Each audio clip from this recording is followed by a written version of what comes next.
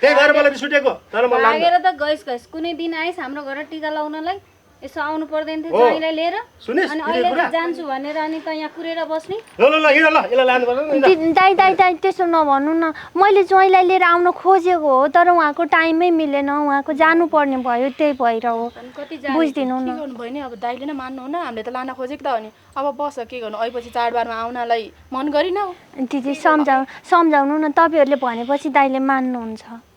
अहिले तैँले गर्दा हामी पनि माइत जानु पाउँदैनौँ दाइसँग अब जे छ त्यसैमा रमाएर बस अहिले चाहिँ हामी लाग्यौँ तपाईँहरूलाई गाउँको मान्छेले राम्रै मान्ला नि त तपाईँहरू हेर्नु त 5-5 जना चाहिँ जानुभएको म एकजना मात्रै नजाँदा बुझिस् 5-5 जनालाई त मैले घर केटो हेरेर बिहा गरेर दिए बहिनीहरू पो मैले सरर लिएर आइ त त आफै जाने बहिनीलाई कसले के भन्छ ठिक्क छ भन्छ तँलाई त कसैले तँलाई सम्झिँदैन नि सम्झिँदैन तँलाई पढाइ लेखाइ बढाइ कति बालखा तेरो गुमुत खाएर पढा लेखाएर बढाएको दाइ होइन म दाइ अब मेरो नाकमा चाहिँ आजी लगाएर गइस् नि अब मेरो बुद्धि पुगेन बच्चै थिएँ बुद्धि म लादिन बच्चै थिएँ दाइ बुद्धि पुगेन गल्ती गरेँ हजुर त बुझ्ने हुनुहुन्छ नि दाइ हजुर त ठुलो हुनुहुन्छ बुझ्ने हुनुहुन्छ अरू साल लैजाउला तँलाई आगो परागो लैजाउला त अहिले मिल्दैन जाउँ बहिनी जाउँ दाइ लगौँ के वर्ष दिनको हरितालिका तीज हो मैले भने सुने तिमीहरूले लगौँ के दाइ सौतिनी आमाको छोरी भयो नि हाम्रो बहिनी त हो सौतेनी आमा छोरी हो त मैले गोडाको पानी खाएर झैँ बाजा बजाएर बरियाती लगाएर पठा भयो पो मैले अहिले हर्र लाइनमा लाने नि यो छुट्टै गएको होइन तिमीहरूलाई मैले कसरी पठाएको थिएँ दाइ भागेर गयो नि उसको घर राम्रो भइछ लगौँ के दाइ घर राम्रो छ भनेर कि हाम्रो इज्जतमा दाग लागेको यसलाई थाहा छैन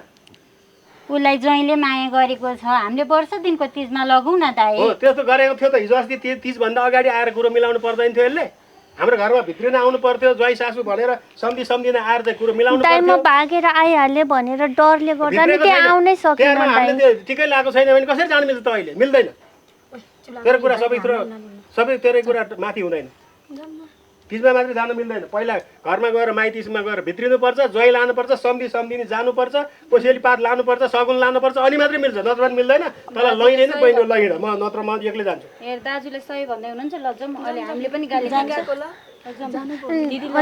दाइलाई सम्झाउनु न प्लिज प्लिज म पनि जान्छु क्या मलाई पनि एकदमै माइती जान मन छ क्या म धेरै समय भइसक्यो माइती जान नपाएको यो तीजमा त जान पाउँछु भनेर कति खुसी भएर बसिरहेको थिएँ तपाईँहरूले सम्झाउनु न प्लिज तपाईँहरूले सम्झाउनु भयो भने दाइले सम्झिनुहुन्छ हामीले त दाइले सम्झाएको त हो नि म नबुझ्ने मान्छे हो म लाटो मूर्ख हो